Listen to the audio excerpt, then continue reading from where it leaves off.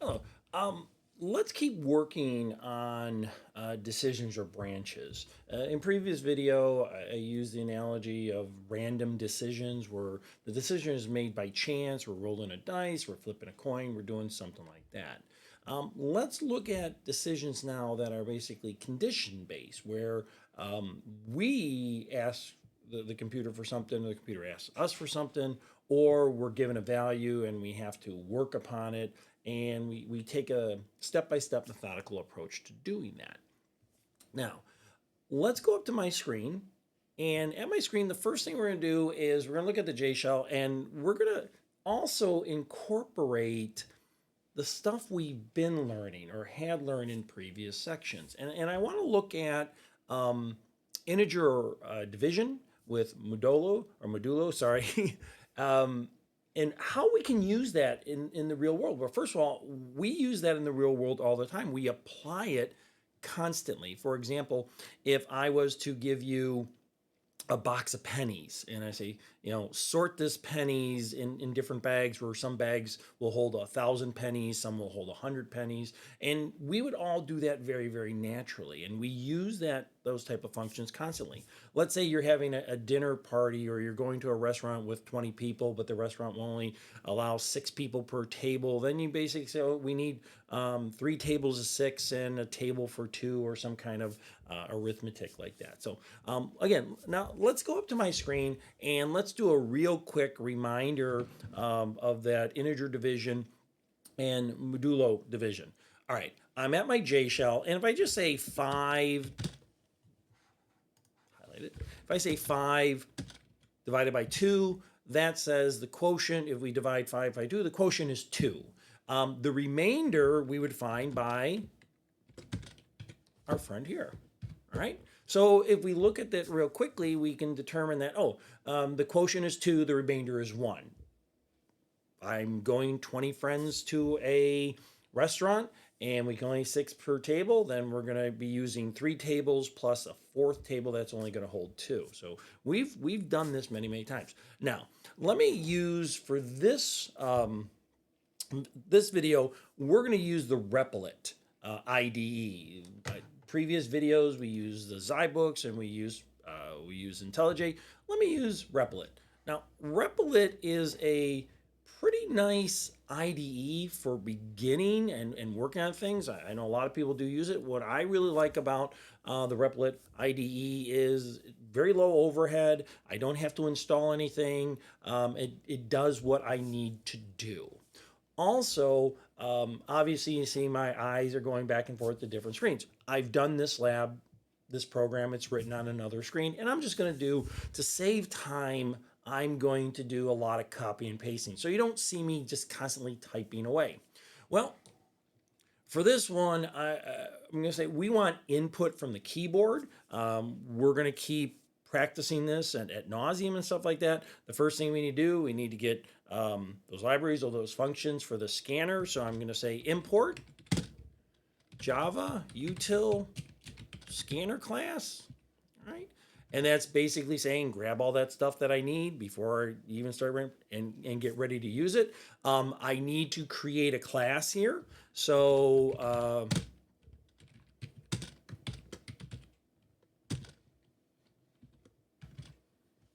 now, I may have mentioned this in Replit.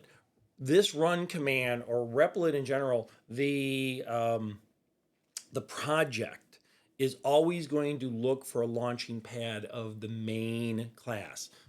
Notice the uppercase M in main class. The main class will also then have the main method in it. But if we look at this again, just reiteration here, public means that this particular class is available to all other classes in our project. So we're creating that's what we're basically creating. Now we need to create a method, or the main, for this one, we need to create the main method that will be used in here, because remember, when we hit run, it's going to look on the Replit, it's going to look for the main class, and then it's going to look for the main method within that class. So we're going to say public static Real quickly, public means that this method is available to other classes. Static means that we're not really going to be building anything. That'll make more sense later on in the semester. Void means we're not going to return anything because some methods do return things. And we're going to give it lowercase m for the string. All this stuff will make more sense as we get to it throughout our Java exploration. Again, we line up our braces. We're now at the point that I've been at the point, but especially with the use of branches and conditions, we have to have our braces lining up. Java contains blocks of code by using braces. Maybe in programming logic or other programming courses, Python does indentation. We're going to see with Java. No, it is those braces. Now, I said the program what I want to write is something that's going to grab something from the keyboard. It's going to grab a number, and that number could be anywhere in the range from 1 to 9,999. So a one-digit number up to a three-digit number. First thing I want to do is I want to instantiate a scanner object, or basically create a scanner object from the scanner class, our old cookie cutter analogy here. So I'm going to say scanner, and the scanner object I'm going to create is something called SCNR. Again, I can call that anything I want. I can call it Alice, Bob. I can call it compute. I want it as descriptive as possible. I'm going to say we're going to instantiate or going to create a new object of the scanner class, and it's basically going to grab the standard input or the keyboard. Like in the other Java programs, we need to declare our variables. I'm going to have 4 variables. I'm going to have a variable that's going to hold the thousands. I'm going to have a variable that's going to store the hundreds. I'm going to have a variable that stores the tens. And, and then I'm going to have a variable in which,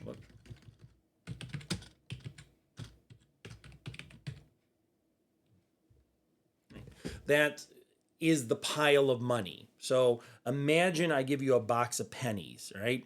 The number is going to be the complete box. And the logic we're going to use is, as we count out the thousands, we're going to subtract that from the numbers. And then when we count out the hundreds, we're going to subtract that from the numbers. And we're just going to keep building on that initial numbers. Now, there's several ways to do this program, but I chose this way to demonstrate the decision process and to demonstrate that we're constantly making decisions based upon past decisions. All right. Next thing we're going to do is we are going to ask the keyboard for a value, or we're going to say number is going to be coming from the keyboard or our scanner object. Next int, right? So grab the next int from the keyboard. Now, because this is an interactive environment, I'm going to make it a little bit nicer and understandable. I'm going to just say system out print what is your number? And I will say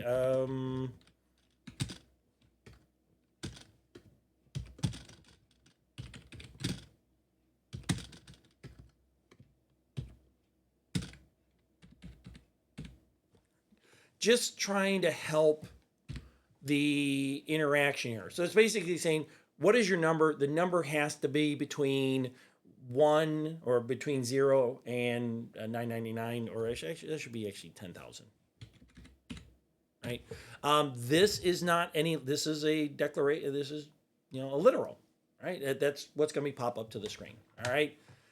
Now let's start making our decisions, right?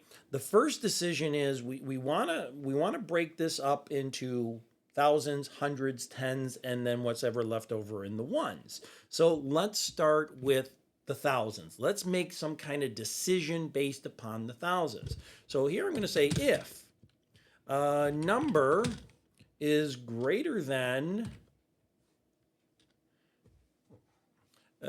greater than or equal to 1,000 and number is less than or equal to 9,999. Now stop. I want to be real careful doing stuff like that where I'm just kind of spreading it out. Make your code readable. And one of the things to make it readable, not just to make it readable, make it safer. What I really want, and I want to guarantee it is, I want to compare this first.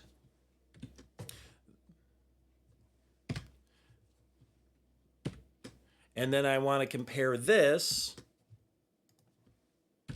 And then I do the and on both. Right?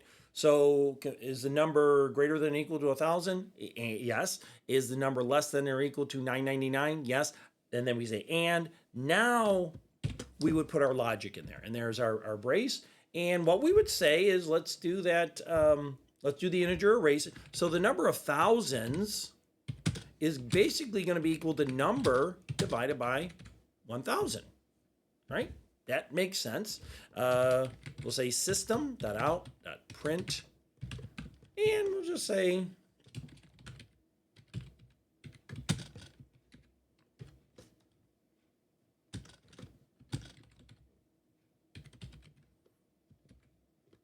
so print that out. Print out if I divide 1,982 divided by 1,000, the quotient will be 1, right? And then the remainder will be 982. We only found the quotient. Let's find the remainder. Now, there's several ways we can do it, but again, to reiterate or repractice, wherever you want, how would we find the quotient? We can say, all right, the number, the remainder, number, again, we have that stack of pennies. We've taken 1,000 out. What's remaining there is going to be basically equal to number, modulo operation. And now we get a little tricky. You say the number of thousands star 1,000. Now, what is that doing? What's that doing is, what if I have 2,000, two in the thousands, and it's 2,000. So the modulo would be, number would be whatever is remaining and then divided by the 2,000 or whatever. If that doesn't make sense to you, I know I kind of garbled my spoken word there. Stop the video, look at this for a while. Go back to the other things from the other chapters until you understand it. Could I have done it with a different form? Could I have done it with subtract? Absolutely. I just chose to do it this way. Now, what happens if I gave it only a 3-digit number? Then the number wouldn't fall into this category. We could run into problems down the road where maybe we need to do multiplication, or worse yet, division. And if we do division based upon a 0, we all know what's going to happen there. So if I tried this with, we could run into problems if we just had a 3-digit number. So we got to have a condition, a fall through condition of else. If I don't have 1,000 value, get my braces, then we would just say is equal to 1,000, and we'll print that out.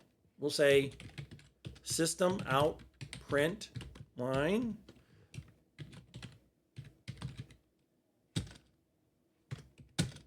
give it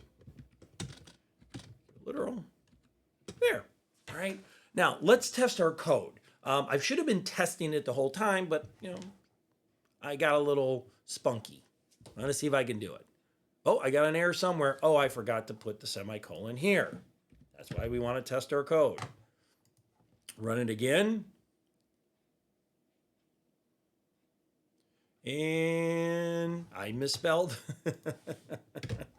That's why we test our code routinely. Let's try it again. All right, it's saying give us a value. I'll clean this up in a second. Clean this up while I'm looking at it. And for the next time I run it, it'll be prettier. I'm going to give it the value of 1,982. Right? So my logic worked there. I can do the exact same thing. Now I actually have to do the exact same thing with the hundreds value and the 10 values. And I'm going to try to expedite things by doing a copy and paste from this given program. So I'm going to say here, I know the logic is the same logic, it's just using different values. Now I have to go in there and clean some things up, right? So instead of 1,000, we say 100. Instead of 999, we say 999. Instead of thousands, we say hundreds. Do you see the problem sometimes with copying and pasting? What if I made an error? It would probably take me longer or shorter to just do this instead of, copy and pasting and changing everything. All right, almost there.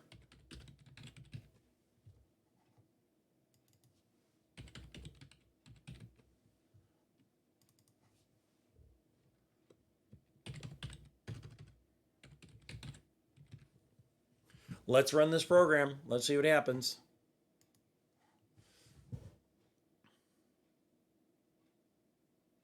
All right, so that cleaned up a little bit better. If I say 1,982, all right, yep, no, it's working fine. There's one value in the thousands, there's 9 values in the hundreds. Now, just so we speed things up and you don't have to watch me type this whole thing, I'm going to so I copied and pasted to make sure everything would run. Sorry for the cuts in the video. Let's run this now.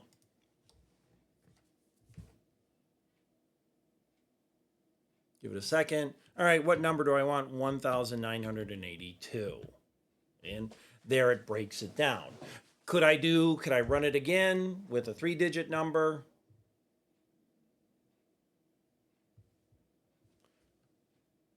$876, etc., etc., etc. Now, the program isn't as important as the methodology that I created, but more importantly, I'm using information that I'm gathering from previous sections of the book and in the class. And then each one of those I kind of step through. This is kind of like the logic is falling through or constantly building. I took a value, scooped out all the 1,000 pennies, then I scooped out all the hundreds pennies, and I scooped out all the tens pennies, and whatever I have left, it built there. We can use this type of logic in other things. So again, previous video, we did a lot of randomness, rolling dice. That's important. A lot of times we want random decisions. This is more of a conditional decision or the decision that we are working on. So that being said, let's go learn something.